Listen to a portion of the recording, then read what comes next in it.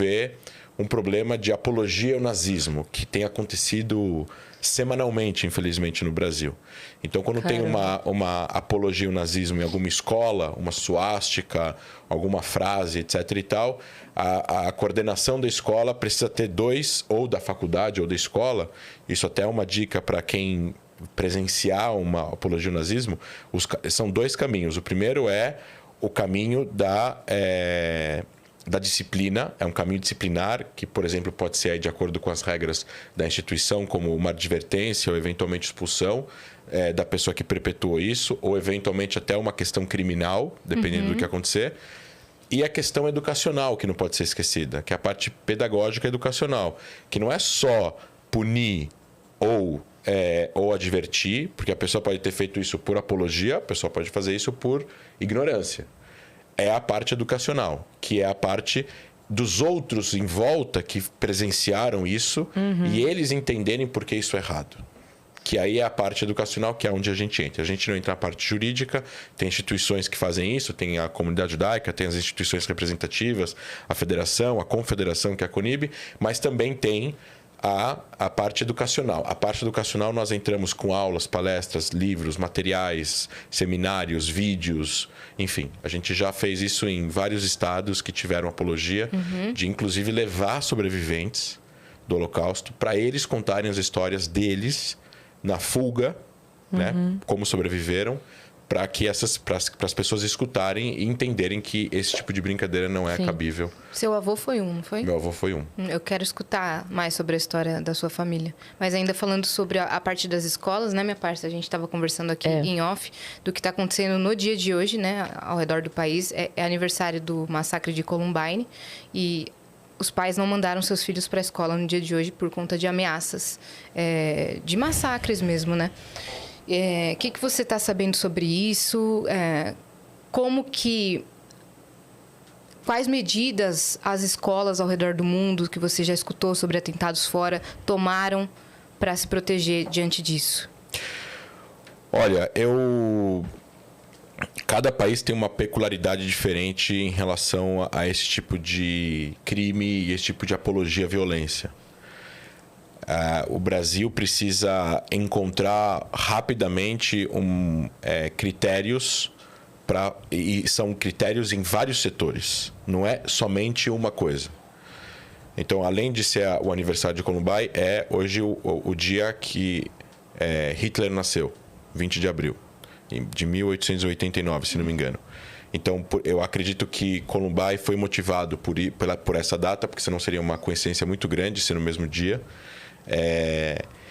Eu recebi recentemente aí uma suástica numa porta na USP de uma amiga, dizendo com uma foto, acredito que a foto tenha sido de hoje, escrito a data 20/4/2023 e uma suástica na porta de um banheiro.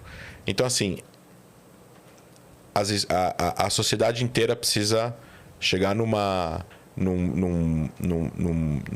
ação, num que a gente chama de um protocolo de trabalho de ação, que vai de segurança pública, física, à educação.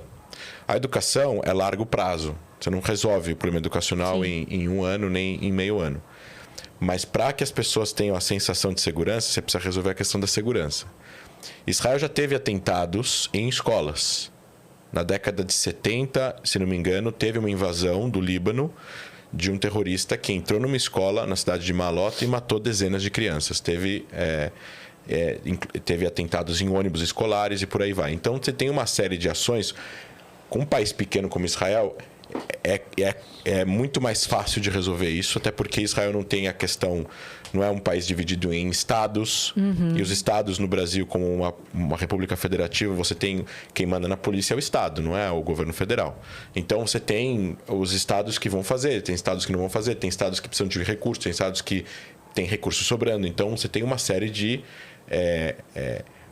o que a gente chama de um multirão de ações e um task force, como é que fala em português? Uma força-tarefa. Uma força-tarefa que precisa ser feita em que todos têm o mesmo interesse. E nesse caso, assim como muitos casos ao redor do mundo a gente vê, eu vou dar um exemplo. Israel tem problema de segurança externa.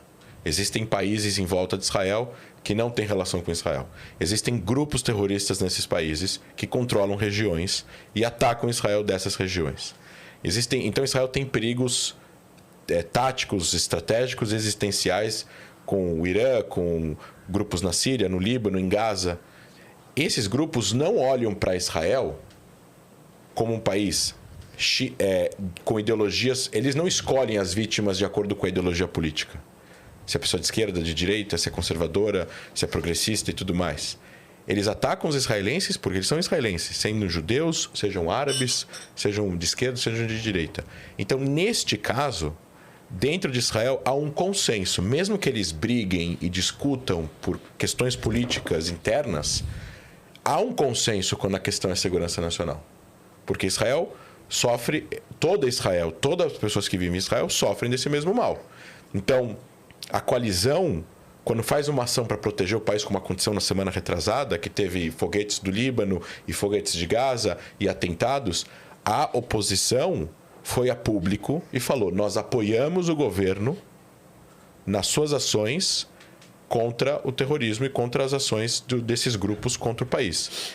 O Brasil não tem esse problema de segurança nacional externa, mas a gente está com um problema muito grave de segurança interna.